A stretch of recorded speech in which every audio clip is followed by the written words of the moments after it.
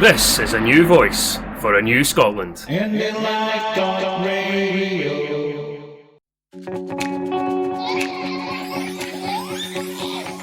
IndyPram, yes, IndyPram on IndyLive Radio.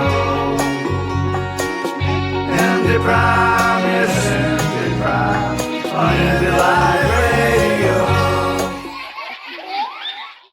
Right, welcome to the latest IndyPram podcast on IndyLive.radio. And my guest is Alan Howie, who is an activist. They were both members of the same SNP branch, and they were also both co-founders of a Yes Group. Good day to you, Alan. Good day, Ray. Right, Alan, for the benefits of listeners, would you like to give a bit more background of your involvement and where you've come from? Yeah, I guess, would go back, my involvement would go back to the referendum. I found myself, first of all, voting yes, listeners, but to get there, I think, a couple of years before that, if you'd asked me, are you a unionist, I would have most certainly said yes. And it was during that referendum process and listening to things on particularly the BBC that I found myself being lied to, and I don't really cope with that very well. And I started doing my own investigations and quickly found out that I was being lied to, and then I had to get involved. I didn't join the SNP until after the referendum, but since then I have not only joined but become quite an activist, which I'm enjoying. Because I think we've all taken a fairly similar route. My background was in financial services, Yep. And I wasn't on social media, so I believed everything I read in the Yep. press and watched and listened to on TV or radio. So it was quite a steep learning Yeah, curve. I remember, sort of growing up as a youngster, you turned on the news at 6 o'clock, BBC News at 6 o'clock, and you sat down, your dad would have been already sort of tuning into BBC One, and you'd watch the news together kind of idea, and then you'd have your tea. And that was how I got the news. So I had 50 years of, indoctrination, and realised actually some of that's not quite right. And when you start digging, a lot of it wasn't right for Scotland. What's your own professional background? I am a surveyor. So I trained as a surveyor and then went into fund management, so sort of financial services. And now I run my own little fund management company based in Glasgow, and we manage property funds for institutions who invest throughout the UK. We were both together at a recent Yes stall, and I remember there was somebody who approached us who was a no voter, and you told me then that was quite a professional person, and she was quite taken back by the people from all areas of industry. But yeah. I mean, I think for some reason people associate the independence movement as being very much left of centre politically, and they won't have a clue about finances, and all they want to do is spend oil money, and it's quite different from that, really quite different from that. It's a broad church. It's a very, very broad church. And I think that in favour to the SNP, I think they understand that it's a broad church. I don't think they are, they realise that there are people from all walks of life who support an independent Scotland. So they've got to cater for those very broad ideas. This week we had a particularly important week for the grassroots movement in Scotland. And an event that we both went to, and that was the launch of Believe in Scotland. Well, I didn't know you were there until a photograph appeared on one of the screens, and you yelled "Yay!" and that was a photograph. I think it was you at a training session, ambassador training session, and. So I then knew you were there. Yeah, I was busy at the back with Independence Live, right. Controlling the camera mixer for the first time, which was quite good fun. Yeah, jumping from speaker to the screen and it was a good session, and that was Business for Scotland, I guess, launching their Scotland the Brief message, and the website will be launched over the next few weeks as well. But it was great that there was a buzz in that room, and you could feel that this is somewhere that's going places. Yeah. And that there's genuine sort of like, Scotland is there for the taking, if you like. So what do you feel that the reception would be to the Scotland the Brief? Now, basically, I think what we should realise is that they brought out a mini version of this some weeks ago. Mm-hmm. But this week it was the launch of the Maxi, which is seven times more information. Mm-hmm. What impact do you feel that's going to have? Well, it has. It's got a huge amount of information. I have to confess I haven't read every page yet. But one of the great things about the Maxi book is there are, I think it's 420 odd references within the book. Every piece of data within that book is fully referenced, so that if you are trying to explain to somebody a fact about Scotland, and it comes from this book, then it will be fully referenced, and you can give whoever you're speaking to, there's the reference, go and look it up yourself. Okay, well, I've just opened my copy, just a random page without any planning. So it says, did you know Scotland is the only UK nation to have exported more goods internationally than it has imported every year since records began? In 2018, Scotland's surplus in international trading goods rose 6.7% to £4.94 billion. In Northern Ireland, it was 1.1 billion. In Wales, it was negative 1.15 billion. And in England, it's negative 134.98 billion. I mean, when you that last figure, when that's read out to you, and you think, wait a minute. Yep. So of this United Kingdom, Scotland is the only country producing a significant export surplus. And export surplus is, is the country making a profit, essentially, and it is. Put those details for a moment then, Alan, into being an independent country now, having that sort of detail as a foundation on exports. Which country would you like to be of the United Kingdom? A country which is minus 136 billion, it's plus 1.1 billion, but that's been variable, or it's been a consistent, always positive, and the last figure was 4.6 billion positive surplus. Speaks for itself. And partly it's been because we've had things that people want, whether that's food and drink, which is one of the major exports for Scotland. And partly it's been, I think, bigger than that. It's been because the Scottish people have always been outward looking. They've always sought deals, wanted to transact business with people out of Scotland because they need to. So when you see the numbers, actually, does it surprise you? No, it doesn't. No. It does surprise me how bad the figure for England is. And if you think about that for a second, then how do you, if you're making that kind of loss every year, how do you sustain that? Well, you can only sustain it by basically borrowing money. Yeah, or printing money. Printing money. And, lo and behold, I think the UK now has £2 trillion of debt. That's how it got there. Yeah. Right. One of the benefits I feel, or the main benefit to this book, is for activists, and not even just activists, but anyone learning figures and having a conversation with people. Mm-hmm. If every single person who supports and has a walking in the shoes of independence now speaks to one other person who currently is either undecided or, should we say, soft no, with the details that are available at their fingertips now, it makes the task so much easier.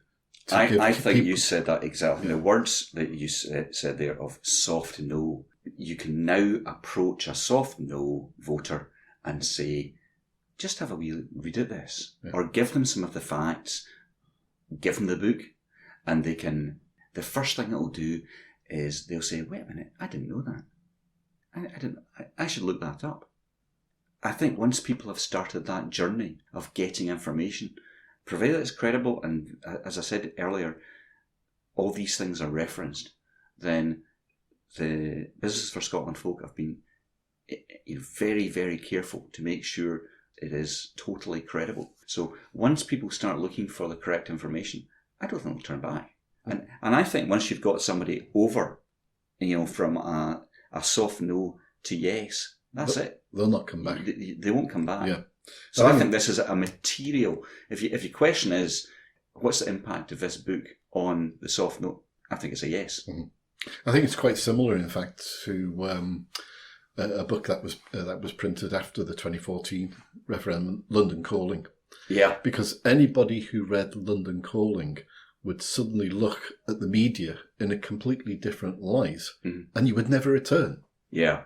I think, was that a film as well? Did it? It was made into a film as well. Yeah, I watched the film, and it did. I found my eyes in stalks. By the end of the film, I just couldn't believe it. I know. Yeah.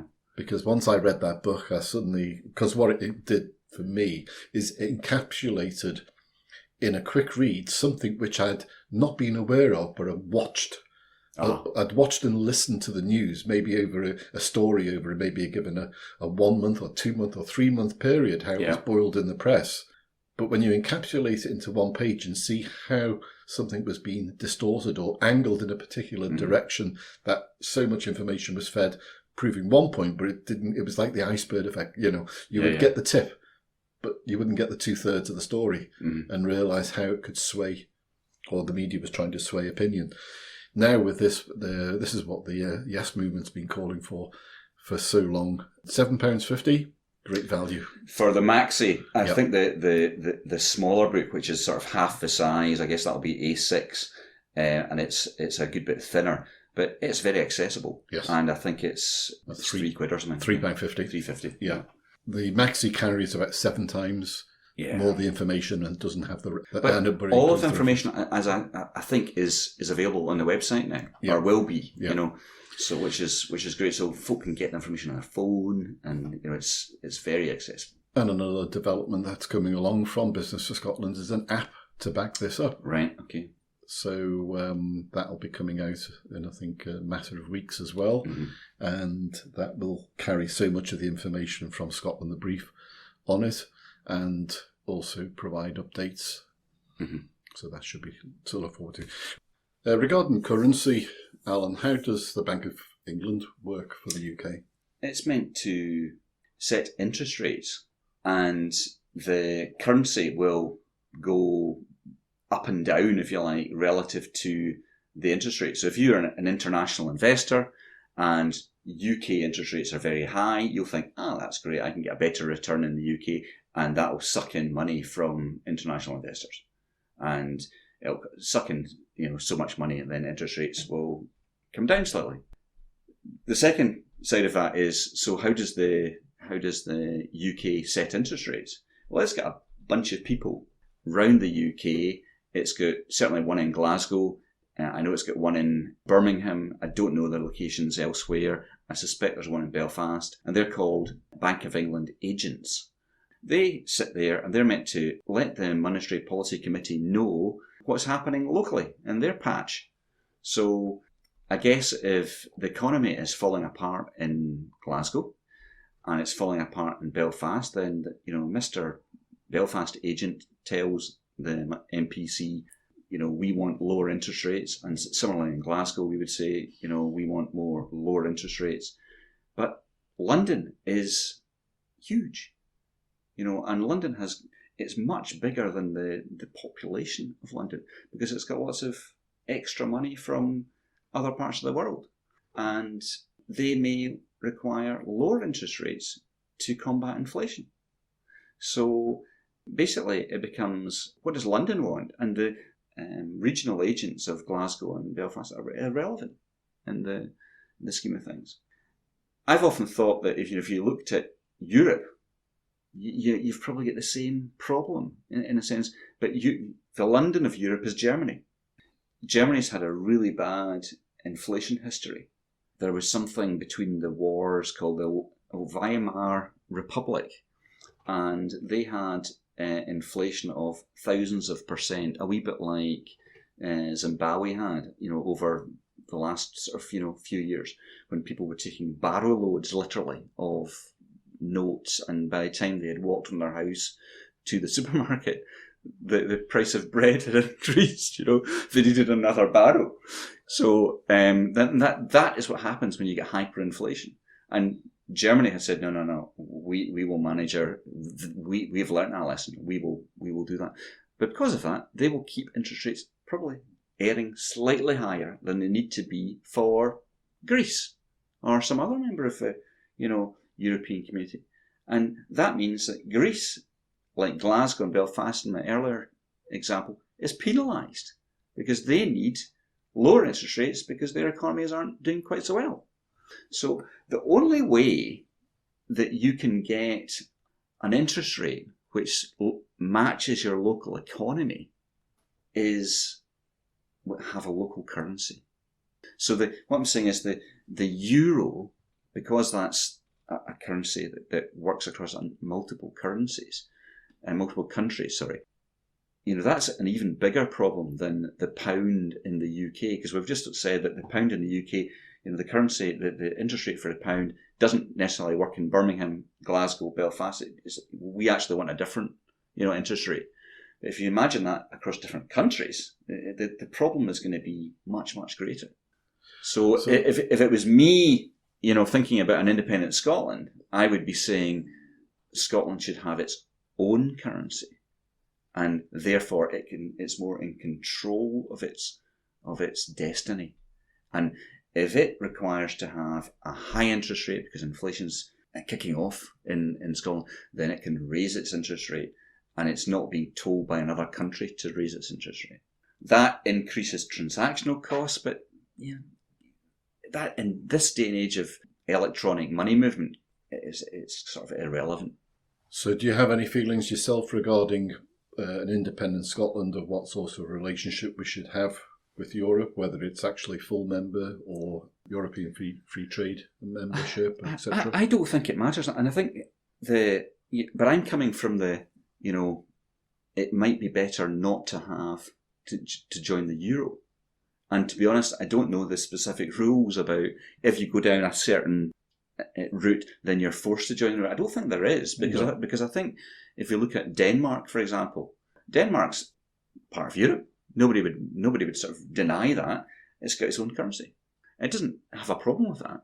It's not being, it doesn't, the powers that be in Denmark don't wake up on Monday saying, oh, we've just had a wee note in saying we must join the euro. That doesn't happen. Everybody's happy. Do the Danes not peg the krona to the?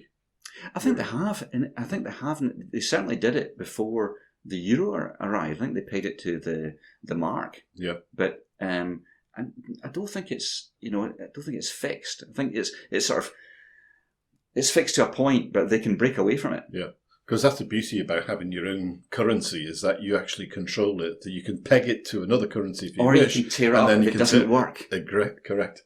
You've got a greater flexibility to maximise. But from people's perspective, let's call it the Scottish crown, the new Scottish currency in an independent Scotland. It's always easier to talk about things we've got to call it a name. Let's call it the Scottish crown. Yeah. Now, that's what your pension would be paid in, and you just, well, how would I, what would that be worth? Well, when you go on holiday, you don't worry about changing pound sterling into euro. It just happens. We've been doing that comfortably for the last 20 years, and it's not an issue. The same thing would happen. It's not an issue. And the great thing about a Scottish crown is that actually it would be backed by real assets. Correct. And one of I don't know if you've followed some of the facts that Business for Scotland have come out with in terms of the asset base of Scotland. Well, Scotland is 8.4% of the UK population. And I'm going to get this stat wrong, but I think it's 34% of its natural wealth. And they define natural wealth as we've got lots of wind power, we've got lots of fresh water. 90% of all the fresh water it rains a lot here, I know, but 90% of the fresh water in the planet, in the UK, is in Scotland. The Loch Ness is very deep. Yes. Says Loch Lomond. Yeah, absolutely. Yeah. And these are fundamental assets. So, we've got the assets which people have talked about before in terms of oil and gas and things like that. But in a sense, some of those assets are, people are spending less time on because of the move to decarbonisation. Because we can't go through, and our kids can't go through, the next 30, 40 years just using things up. So Scotland's really well positioned for wind energy, for wave energy, and I think it's got something like 25% of Europe's offshore wind and tidal power and 40% of the UK's. That's hugely valuable. If you think of a world economy which is moving towards decarbonisation, or hopefully not just moving towards it happening, then Scotland's one of the best placed countries on the planet. Mm-hmm. That is very valuable. Imagine you're in a country that you as a citizen don't have to pay for your energy. Don't have to pay for your energy. That's possible. And that we can see that in the Middle East with quite a few of the Middle East countries. They charge next to nothing. Is that right? Or nothing for fuel. Yeah, and imagine it's, you don't want it necessarily to be free because you want people to be aware of that it costs something. Mm-hmm. But we're very privileged in being where we are. And eventually, there's with the gradual change over to electric cars, or petroleum is not going to be in demand as much. There'll still be some demand for manufacturing and maybe lubrication. Yeah. But it won't need to be pulled out from the ground. Fossil fuel demand will drop off. Yeah. So there's no rush to get it out of the ground. And people who say, well, the oil industry, oil and gas industry is ended, so why are you wanting independence? Well, actually, we've got all these other assets. Because what we really need is reinvestment into areas where people who are employed in, for example, in the oil industry now, oil manufacturing and product manufacture from petroleum, to be given opportunities and in other new areas. Technologies are happening in Scotland. We've got, I think it's over 12,000 new jobs per annum. This is increase. So new jobs in technology, in sort of IT, and I've got family members who have got IT businesses, and they're doing very well, thank you. We've got IT, and I saw recently Glasgow is a centre for satellite construction. Glasgow, I'm surprised because I surprised myself when and Scotland, because of its, again, geographic position, is very, very well positioned to launch satellites. Yeah. Yes, I was. And there was, I following think IndyCar was doing a thing on that. I think we were watching the same thing with Gordon Ross doing the doing the visit to the. I think it's one of his pet subjects. Yeah, well, it's probably quite like to put a pair of goggles on and jump into space. A space tour. Talking about family. Yeah. How do you feel in relation to the youth being more involved in the Yes movement, but also the future for independent Scotland in retaining its youth here rather than...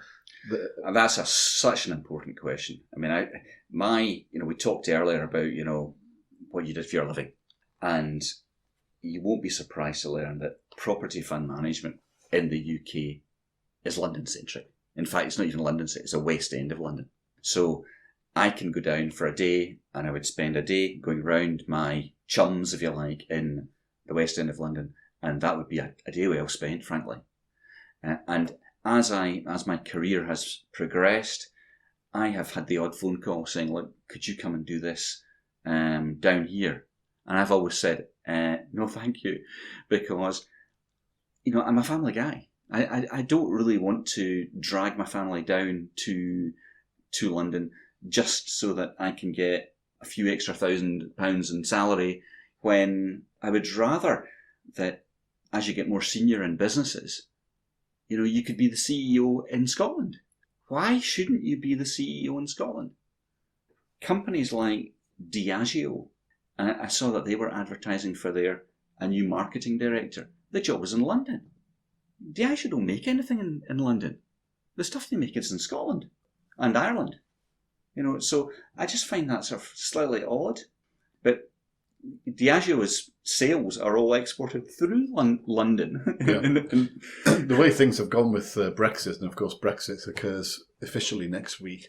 Yeah, dear. But before we cover that in detail, with the way that businesses have currently already left London and the South East and moved their offices to Europe, how do you feel Scotland will become a more attractive location for businesses to open up in Scotland? Also, more importantly, and maybe of a greater concern to down south, is how Scotland attracts people from down south to actually move and start repopulating the whole of Scotland, not just the central belt. I think hand in glove with the answer is Scotland staying within Europe. And, I think it would terrify the powers that be down south if Scotland was to be part of Europe, and you would automatically see businesses, rather than the Diageo example I gave, that would immediately come back to Scotland. And, there's no logic for it to be anywhere else. And I think you would have a lot of business banks who they've been one of the first people to set up, Luxembourg and Dublin offices, etc. They've got offices in Glasgow, Edinburgh anyway. Why not just move the nameplate to Glasgow and Edinburgh? Because it's not just personnel, because if you think about, take personnel for a start off. There's income tax to be gained, national insurance to be gained, there's office rental to be gained. Yeah. There's a lot that UK is already losing because of Brexit. And obviously Scotland becomes a much more attractive and local destination of desire for these businesses. Absolutely. I think it's from an outside, from an American investor, for example. Why would you open an office in Dublin when you could open an office in Scotland? I think you've got a much bigger pool of talent. But in the meantime, we'll be just ending up with lots of scare stories of what we can't do, what we cannot do. But what do you feel about in relation to how the ammunition, should we say, that was thrown at us in 2014? They've got nothing left in the. I think that must. They are really scratching their heads of what can they throw at us to do their usual negative campaigning in relation to once in a generation. It was never a promise. It was comments made in relation, certainly into. And apparently Boris had said once in a generation in the run up to the election we've just had. Well, it's a bit like you could say, winning the World Cup. Yeah. Can be a once in a generation. Yeah. 1966 is a long time ago. Yeah, exactly. I think these things are absolute noise. Yeah, and it is. It's just political noise. Yeah. When enough people, and I say when because I firmly believe that will happen, when enough people in Scotland have got themselves educated through Scotland the Brief and such like, then that will start dictating to politicians when a referendum will happen. Yep. Imagine that we had, and that was mentioned at the Scotland the Brief launch this week, if we had 55% in terms of regular polls saying people in Scotland would vote yes for independence, then people would be saying, we'll be having the vote a week on Friday. Yep. Just organise it, please. and it would just happen because politicians wouldn't be able to argue the case. And at the end of the day, it's up to the people of Scotland. So I think that what we're seeing at the moment politically about the Section 30s and, you know, all of that, and Boris and the Tories being frankly rude to the SNP in Westminster, that's just noise. Yeah. But it was an interesting comment I read today regarding the racist aspect of it. That, if an Englishman up here was treated and shouted at and abused the way that English abuse Scots in Parliament, then it would be called out as racist up here. Mm. So why isn't it the same for Westminster? And Mike Russell has said that's actually a very good point. It is a very good point. You know, I know you were English. Are English. English. I was born in England as well. Yeah. So I was adopted and taken sort of north of the border after 3 months. So probably get some time on you in terms of being times and hours in Scotland, if you like. But I've never thought of, you know, this sort of English-Scottish thing. I don't think it's really ever occurred to me. Because the difference is we want to be good friends. We want England to do well as Scotland do well. Totally. And I think that must be infuriating to so many who would like to paint a poor picture of Scotland's why Scotland wants to be independent. No, it's only positive. Yeah. It's not. There's no negativity at all.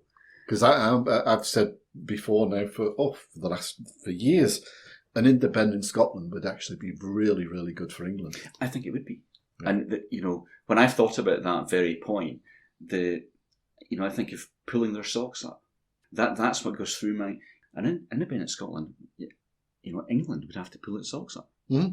Because at the moment, I think they tend to walk a bit blind. It's complacent. I loved the survey I saw in the last day or two, where a survey amongst England of folk in England of where did they feel England's importance was. It was number 2 to America. It was ahead of China. It was ahead of India. Yeah. It was ahead of the EU. and that's fantastic. I mean, I do find that, and I would like to see where Scotland ranked in that page as well. But the Scots that I know, my friends, and we don't go about. We're not gallus. We don't. There's a few Glaswegians that are gallus, you know. But I think we don't go about shouting about ourselves. No. And yet, Scots invented the modern world. It's a fantastic book that, you know, I mean, I don't know if you've read it, but it's a fantastic book. And the list of things that Scots have invented is unbelievable. And in fact, get me in again and we'll talk about just that. What are you doing just now or currently doing as far as activists and your plans? I'm a member of the SNP, and we've just gone through the general election. We had an absolute unbelievable win locally, which I'm going to say it again because we're just, you know, in terms of taking the scalp of Joe Swinson. Yeah. And Amy Callaghan was fabulous. Yep. And absolutely great. Putting the SNP aside a second, I'm very active in the Yes Bearsden and Milngavie group, and we are currently getting 20,000 leaflets printed, and of our own leaflet, and we're getting the Scotland the Brief basic leaflet, and we're going to 20,000 of each. Yep. And we'll basically carpet bomb, you know, the whole of Milngavie, Bearsden and Westerton. And every household, I think 18,500 households will get them. And the thing about that... Businesses. And businesses, yes, importantly. And so we'll leave a wee pile in cafes and things like that for folk to have a look at. The great thing about that is these leaflets is that they're going to do 2 things. One, it will give people honest, simple information that they can say, I didn't know that. I didn't know that 90%, 96% of the UK's crude oil and 63% of the natural gas production was in Scotland. I didn't know that 10% of Europe's wave power potential is in Scotland. And there's a list I could go through. Yeah. And I think when people look at that, they'll say, well, wait a minute, where's this come from? And they'll start doing their own research. And that is a process of education, if you like. The other thing we're doing is sending out our own personal leaflet within Bearsden and Milngavie. And on one side of the leaflet, we're going to have a chart of pensions, and it's something that was brought to my attention over the last couple of years is the proportion of average earnings which is paid out as a government as a pension. And little old UK ranks as the lowest in the planet, and a lot of pensioners in Milngavie and Bearsden are not aware of that. Yep. And other countries can afford it. Other countries that don't have oil and gas, they can afford it. Why can't we? And then the flip of that leaflet, we're going to have contact details for Bearsden and Milngavie, so we can grow that membership. Yeah.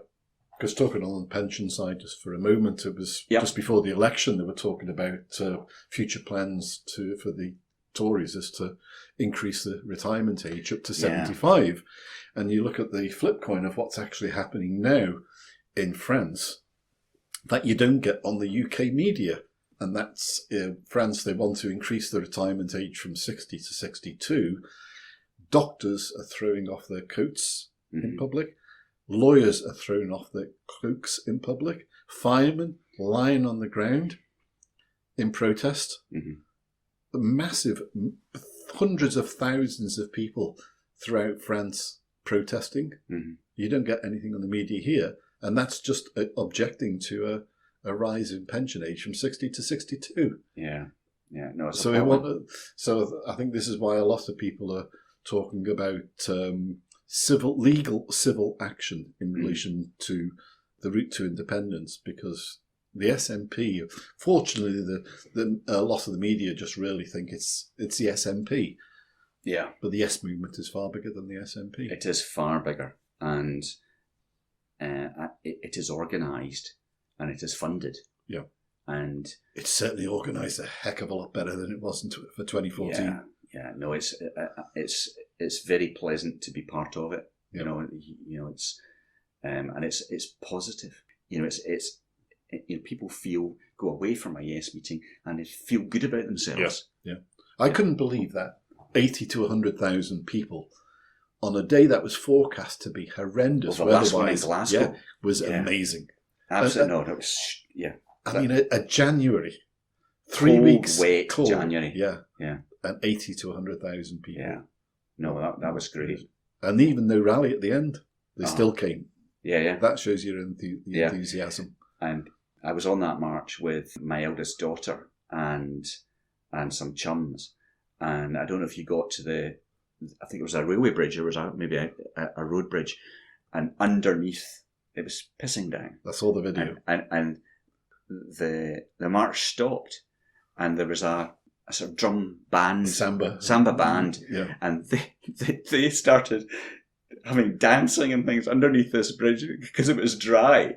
And it was just fantastic. Everybody was clapping. Everybody was, having. This is so positive. It was super. I thought it was a great atmosphere, to be honest, because of the weather that brought more camaraderie together, because we were all in the same wet boat, shall we say? Yeah. Alan, it's been a pleasure. Thanks very much indeed for being my guest on the IndyPram podcast, and look forward to another chat with you in the future. Brilliant. Thanks very much indeed, Alan. Thank you. Thanks. IndyPram, yes, IndyPram, on Indy Live Radio. IndyPram, yes, IndyPram, on Indy Live Radio.